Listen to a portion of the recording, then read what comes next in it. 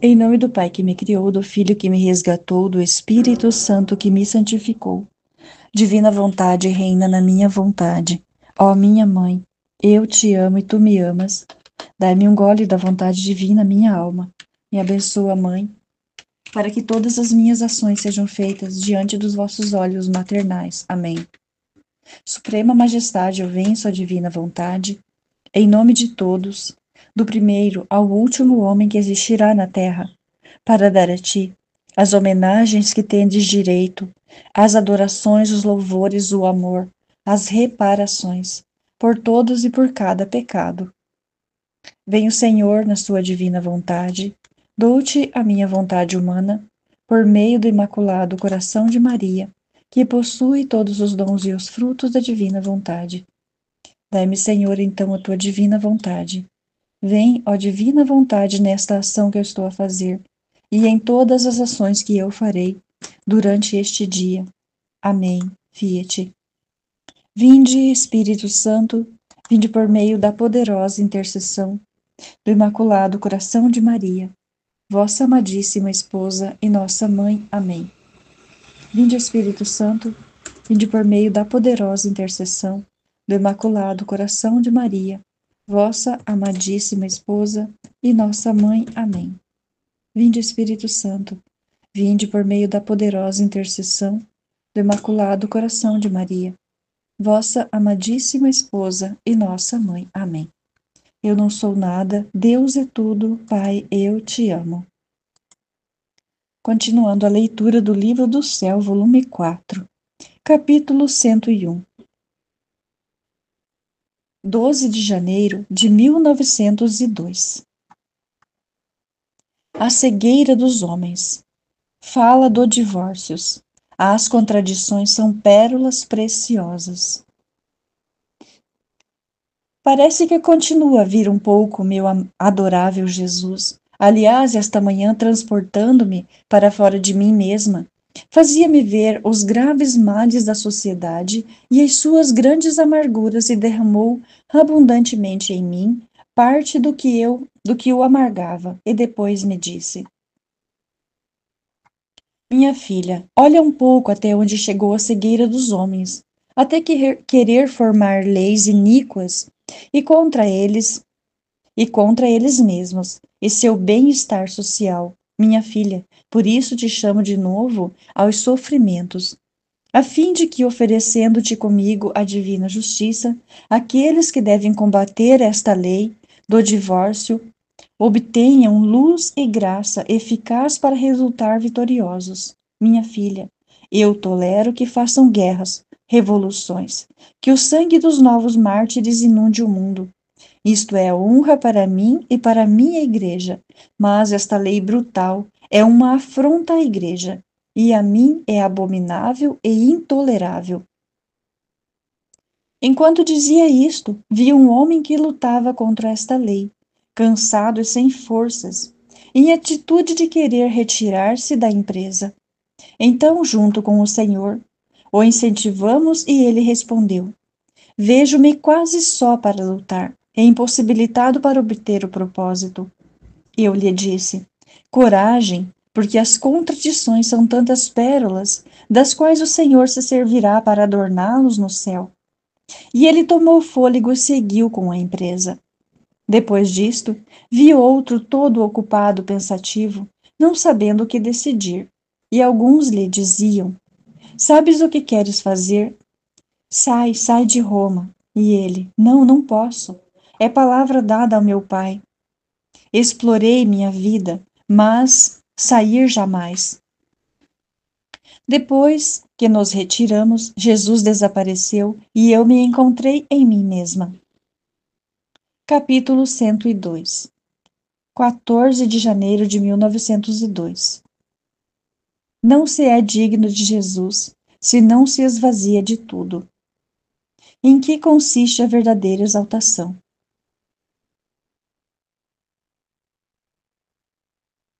Estando em meu estado habitual, veio meu adorável Jesus e me disse: Minha filha, não pode ser verdadeiramente digno de mim só quem esvaziou tudo senão só quem esvaziou tudo de si mesmo, de dentro de si, e se encheu tudo de mim, de modo a formar de si mesmo um objeto todo de amor divino, tanto que meu amor deve chegar a formar sua vida e a me amar não com seu amor, mas com o meu amor. Depois acrescentou: o que significam aquelas palavras? Depois do trono os poderosos e tem exaltado os pequeninos? Que a alma, destruindo-se totalmente a si mesma, se enche toda de Deus. E amando a Deus com o próprio Deus, Deus exalta a alma a um amor eterno. E esta é a verdadeira e a maior exaltação, e ao mesmo tempo a verdadeira humildade. Depois continuou: o verdadeiro sinal para conhecer se possui este amor é se a alma não se ocupa de nenhuma outra coisa senão de amar a Deus, de fazê-lo conhecer e fazer que todos o amem. Depois, retirando-se em meu íntimo, ouvi que rezava dizendo: sempre santa e indizível Trindade, vos adoro profundamente, vos amo intensamente, vos agradeço perpetuamente, por todos e nos corações de todos. E assim a passei, ouvindo quase sempre que rezava dentro de mim e eu junto com ele. Capítulo 103. 25 de janeiro de 1902. A febre do amor faz a alma embarcar no voo para o céu. Reprovações de Jesus.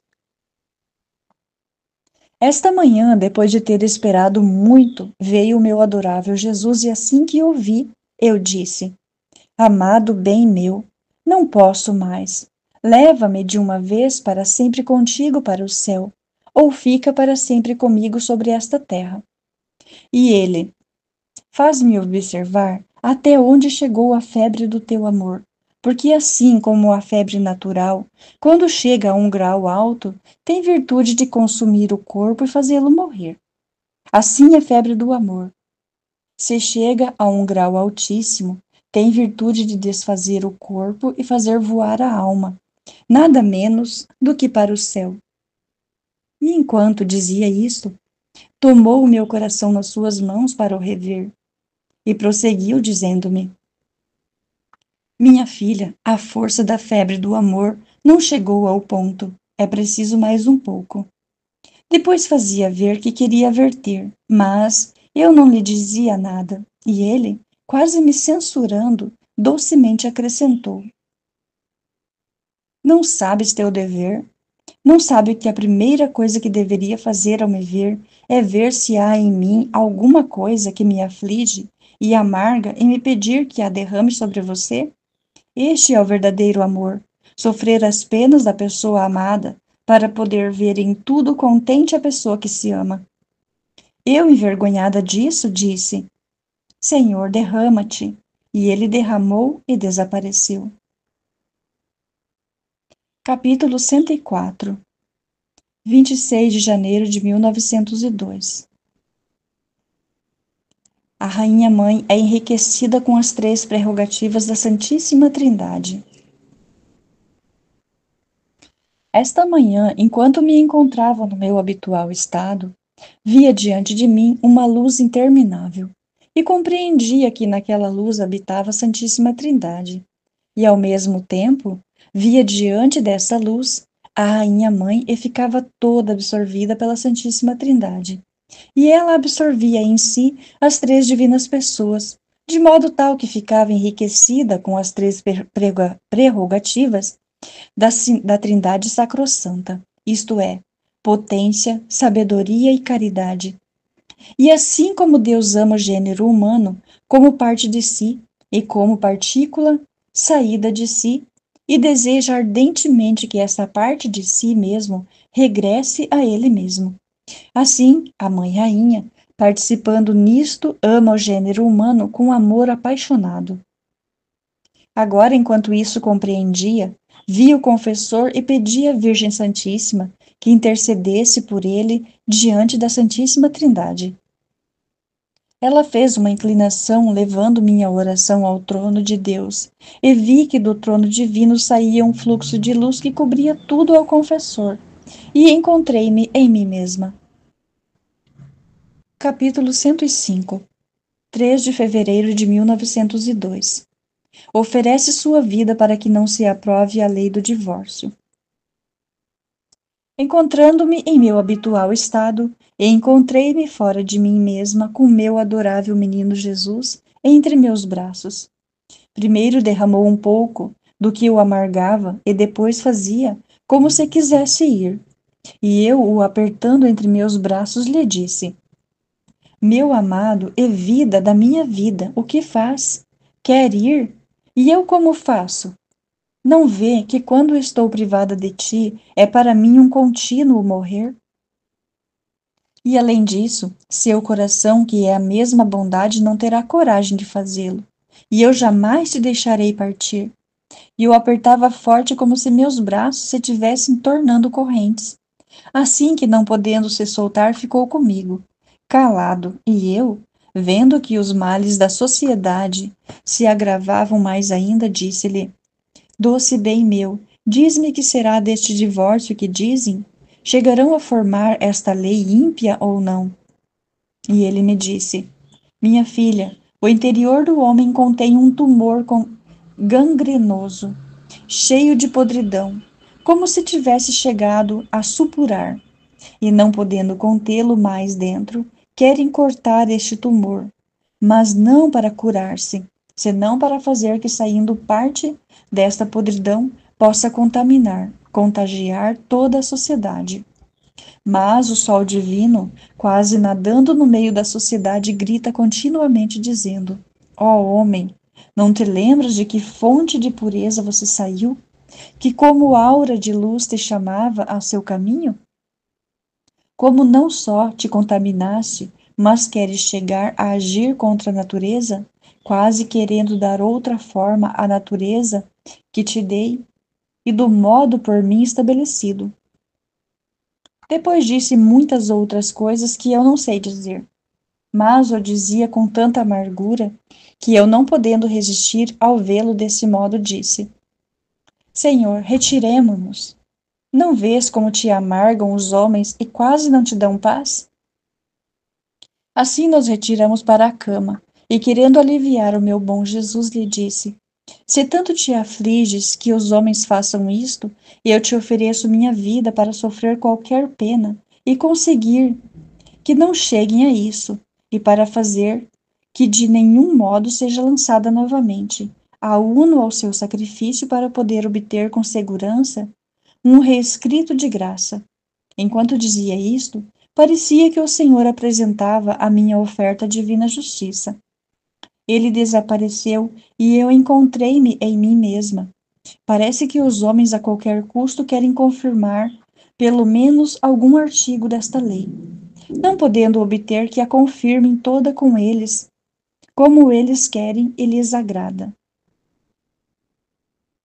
Capítulo 106. 8 de fevereiro de 1902. Significados da paixão de Jesus. Esta manhã, ao vir meu adorável Jesus, participou-me parte de sua paixão.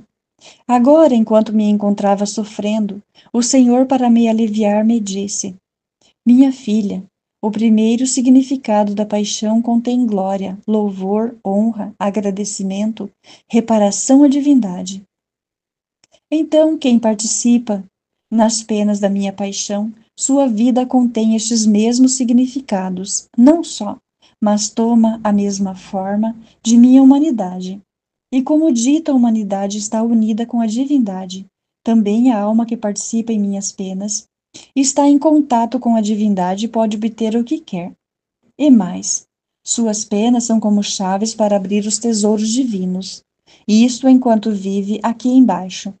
E depois, lá no céu também, lhe está reservada uma glória distinta, que lhe é dada por minha humanidade e divindade, de modo a assemelhar-se à minha mesma luz e glória.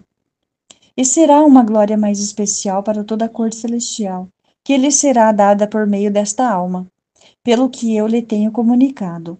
Porque por quanto mais almas se semearam a mim nas penas, tanto mais de dentro da divindade sairá luz e glória, e toda a corte celestial participará desta glória. Seja sempre bendito o Senhor, e tudo seja para sua glória e honra. Capítulo 107. 9 de fevereiro de 1902. Jesus põe-se à disposição da alma. Ela pede o milagre de que não se confirme a lei do divórcio.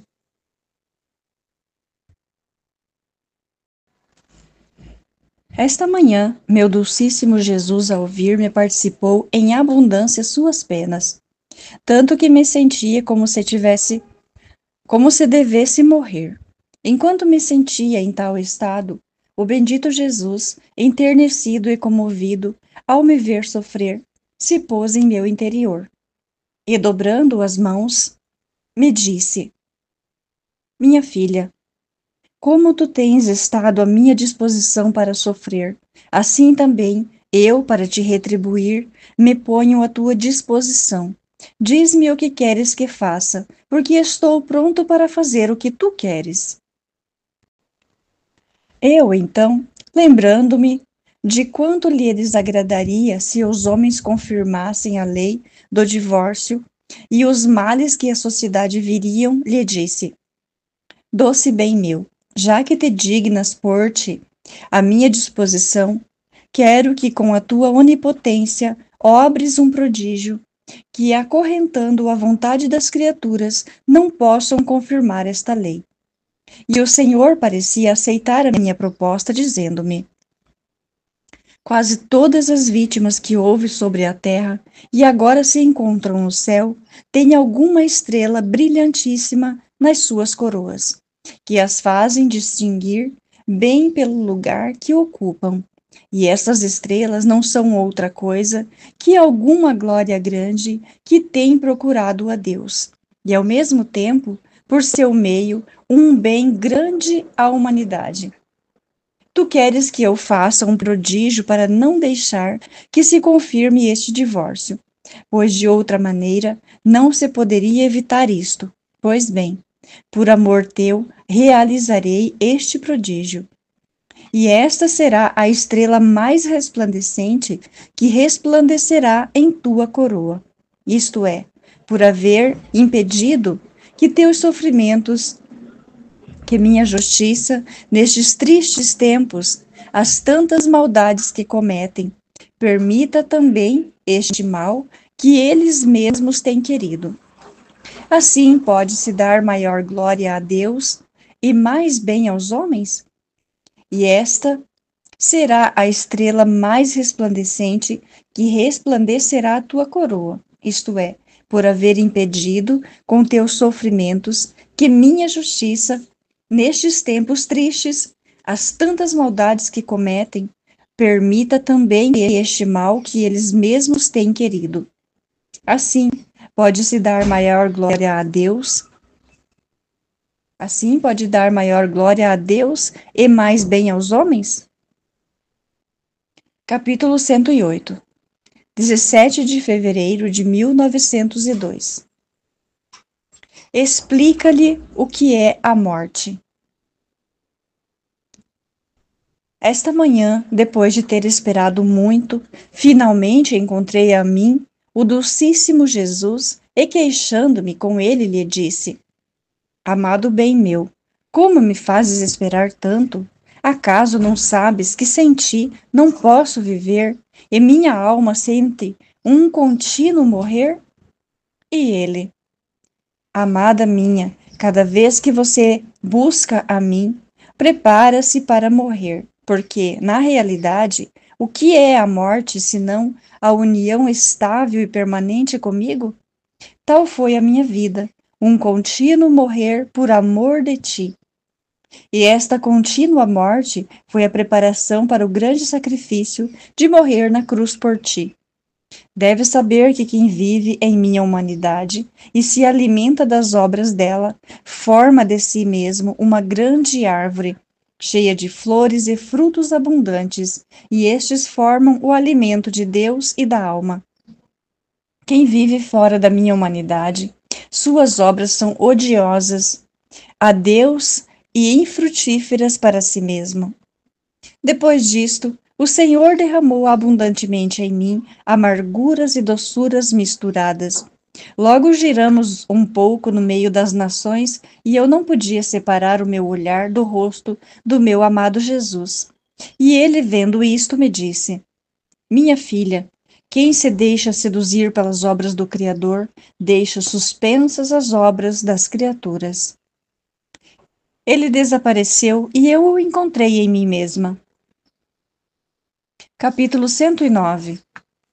19 de fevereiro de 1902. A alma é como tela que recebe em si o retrato da imagem divina. Encontrando-me em meu habitual estado, meu adorável Jesus se fazia ver que dormia em meu interior, irradiando de si muitos raios de luz dourados. Eu estava feliz em vê-lo, mas, ao mesmo tempo, descontente por não poder ouvir a doçura e a suavidade de sua voz criadora. Então, depois de muito esperar, voltou a fazer-se ver, e vendo meu descontentamento, me disse: Minha filha, no ministério público é necessário o uso da voz para fazer-me entender, mas no ministério privado, minha única presença basta para tudo. Porque me ver e entender a harmonia de minhas virtudes para copiá-las em si mesmo é o mesmo. Portanto, a atenção da alma deve estar em ver-me e uniformizar-se em tudo as operações interiores do verbo. Porque quando eu atraio a alma a mim, pode-se dizer ao mesmo, por esse tempo, que a tenho em minha presença, que faz vida divina. Sendo minha luz como pincel para pintar, minhas virtudes fornecem as diferentes cores, e a alma é como tela que recebe em si o retrato da imagem divina. Acontece como aquelas pontes altas, que quanto mais altas, tanto mais precipitam ao baixo de uma chuva abundante. Assim a alma, diante de minha presença, se põe no estado que lhe convém, ou seja, no baixo, no nada, tanto que se sente destruído, e a divindade a torrentes faz chover a graça sobre ela e chega a submergi-la em si mesmo. Por isso deves estar contente de tudo. Se falo, e contente se não falo. Ao dizer isto, senti-me como mergulhar em Deus, e depois encontrei-me em mim mesma. Capítulo 110. 21 de fevereiro de 1902. A palavra de Jesus foi simples. A entendiam os doutos como os mais ignorantes. Os pregadores destes tempos dão tantas voltas que os povos ficam em jejum e ferrados. Vê-se que não o tomam da fonte divina. Encontrando-me em meu estado habitual, meu adorável Jesus se fazia ver em meu interior, como querendo descansar, mas enquanto parecia que repousava como se tivesse recebido uma ofensa que não podia suportar, acordando-me disse: Minha filha, tem paciência, faz-me derramar em ti esta amargura que não me dá descanso. E assim dizendo, derramou em mim o que o amargurava, e tomou seu aspecto doce de modo de poder descansar, e continuava a estar em meu interior, espalhando tantos raios de luz, de modo de formar uma rede de luz para tomar todos os homens dentro daquela rede. Só que uns recebiam mais naquela luz e outros menos. Enquanto via isto, nosso Senhor disse-me: Minha amada, quando faço silêncio, é sinal que quero repouso, isto é, que tu repousas em mim e eu em ti. Quando falo, é sinal de que quero vida ativa, isto é, que me ajude na obra da salvação das almas. Porque, sendo minhas imagens, o que ela se faz, eu considero feito a mim mesmo. Ao dizer isto, vi alguns sacerdotes, e Jesus, como lamentando-se com eles, acrescentou: Meu falar foi simples, tanto que eu fazia compreender aos doutos e aos mais ignorantes, como se vê com clareza no Santo Evangelho. Mas os pregadores destes tempos tantas voltas e voltas misturam, que os povos ficam em jejum e ferrados. Vê-se que não o tomam da fonte de minha fonte. Capítulo 111. 24 de fevereiro de 1902. A rainha mãe fala-lhe de suas dores.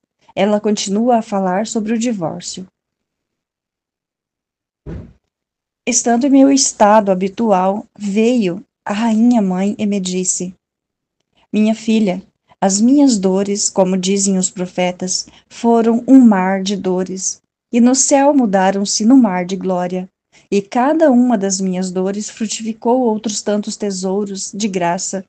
E assim como na terra, chamo-me estrela do mar, que com segurança guia ao porto. Assim no céu, me chamam estrela de luz, para todos os bem-aventurados, de modo que são recriados por esta luz, que me produziram muitas obras. Enquanto estava nisto, veio o meu adorável Jesus dizendo: Minha amada, não há coisa que me seja mais querida e agradável que um coração justo que me ama, e vendo-me sofrer, me pede que sofra ela o que sofro eu. Isto me ata tanto e tem tanta força sobre o meu coração que por recompensa lhe dou tudo eu mesmo. Ele lhe concedo as maiores graças e o que ela quer. E se não fizesse isto, tendo-lhe feito doação de mim, sinto que por quantas coisas não lhe dou, tantos furtos lhe faço, ou seja, tantas dívidas contraio com ela. Depois me transportou para fora de mim mesma, e Jesus acrescentou: Minha filha, há certas ofensas que superam por muito os mesmos sofrimentos que sofri em minha paixão, como o dia de hoje, em que recebi várias, que se não vertesse parte, minha justiça me obrigaria a mandar sobre a terra ferozes flagelos. Por isso deixe-me verter em ti. Depois que derramou, não sei como, ouvi-o falar das ofensas e lhe disse: Senhor, esta lei do divórcio que dizem, é certo que não a confirmarão? E ele: Por agora é verdade, porque depois, daqui a 5, 10, 20 anos, ou que te suspenda de vítima, ou te possa chamar ao céu, poderão fazê-lo. Mas o prodígio de acorrentar sua vontade e de confundi-los, por agora o fiz. Mas se soubesses a raiva que têm os demônios e aqueles que queriam esta lei, que tinham por certo obtê-la, é tanta que se pudessem destruir qualquer autoridade e fariam estragos por toda parte. Então, para mitigar esta raiva e para impedir em parte esses estragos, queres tu expor-te um pouco à sua ira? E eu: Sim, desde que venhas comigo. E assim fomos a um lugar onde estavam demônios e pessoas que pareciam furiosos, enfurecidos e enlouquecidos. Assim que me viram, correram sobre mim como tantos lobos. E um me golpeava, outro me dilacerava as carnes. Teriam querido destruir-me, mas não tinham o poder. Mas eu, embora tenha sofrido muito, não os temia porque tinha Jesus comigo. Depois disto, reencontrei-me em mim mesma, cheia de várias penas. Seja sempre bendito o Senhor.